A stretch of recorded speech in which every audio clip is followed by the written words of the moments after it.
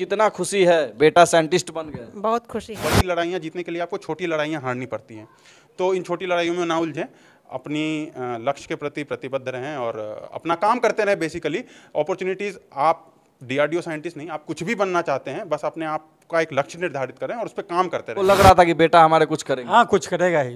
बिहार और मिथिला के लाल ने कर दिया कमाल, डीआरडीओ में बने साइंटिस्ट। आइए हम बातचीत करेंगे, पूरे परिवार के लोग हैं और जब से जो है साइंटिस्ट बने हैं उसके बाद परिवार में खुशी का लहर जो है वो दौड़ रहा है। हम बातचीत करेंगे, पूरे परिवार के लोग हैं। सबसे पहले अपना नाम बताइए। जी, मेरा नाम रविशंकर है। अच्छा, हाँ जी, और मैं पटना से ही रहता हूँ और मैंने अपनी सारी पढ़ाई जो है वो थ्रू आउट फ्रॉम पटना से ही की है। अच्छा, कितना आपको स्ट्रगल करना पड़ा पूरे पढ़ाई करने के लिए, डीआरडीओ तक पहुंचने के लिए?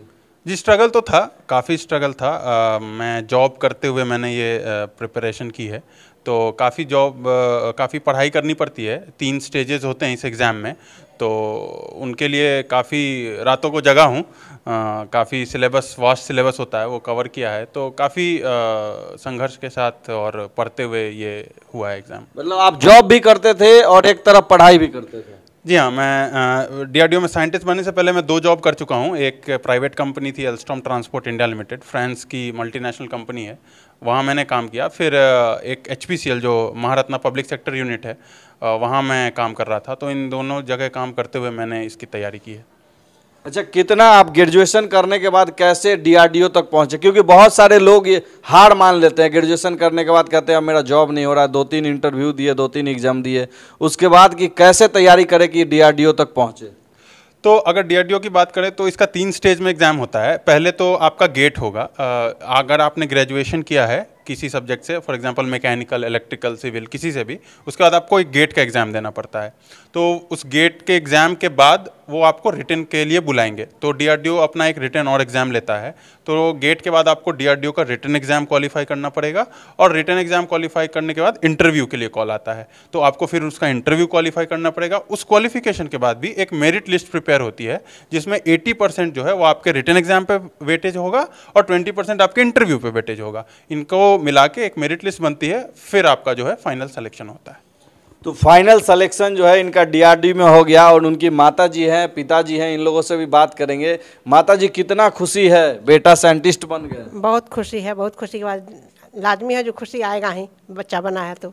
हाँ। अच्छा, पढ़ाई के समय कितना मेहनत करते थे?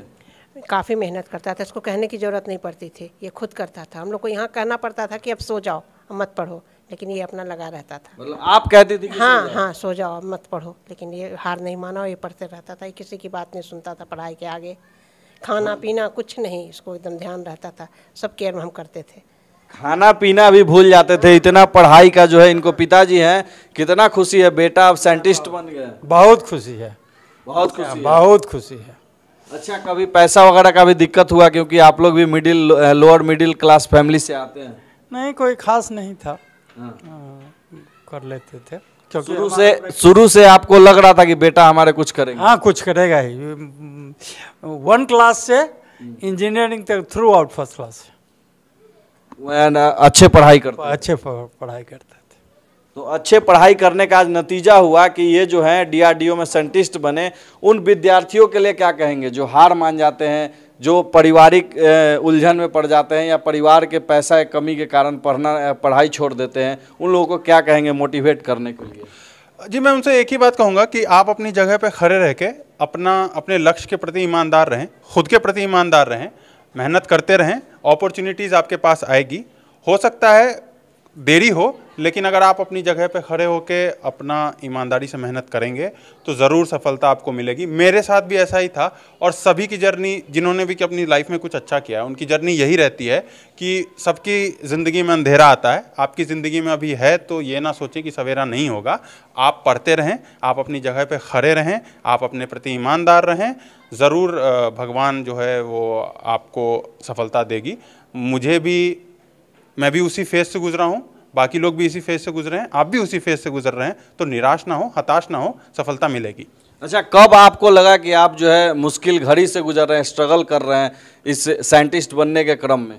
जी, काफ़ी बार ऐसा होता था ना कि जब आप जॉब करते हो ना तो आपको बहुत प्रेशर रहता है काम का भी, तो मुझे कई बार ऐसा होता था मेरे हेल्थ पे इफेक्ट करते थे, क्योंकि आपको प्रिपरेशन भी समय मांगती है और आपका काम भी समय मांगता है, और समय 24 घंटे हैं।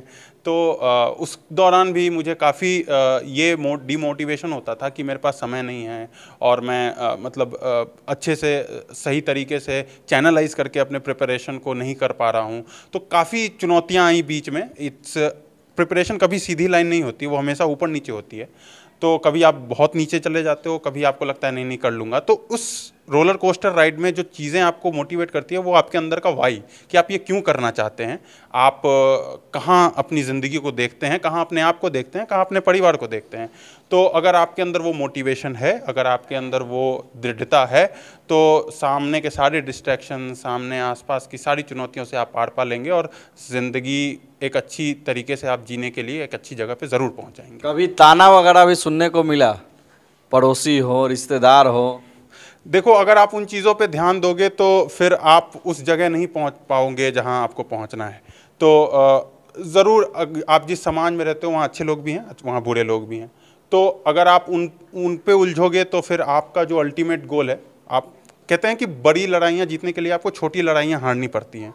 तो इन छोटी लड़ाइयों में ना उलझें, अपनी लक्ष्य के प्रति प्रतिबद्ध रहें और अपना काम करते रहें। बेसिकली अपॉर्चुनिटीज़, आप DRDO साइंटिस्ट नहीं, आप कुछ भी बनना चाहते हैं, बस अपने आप का एक लक्ष्य निर्धारित करें और उस पर काम करते रहें।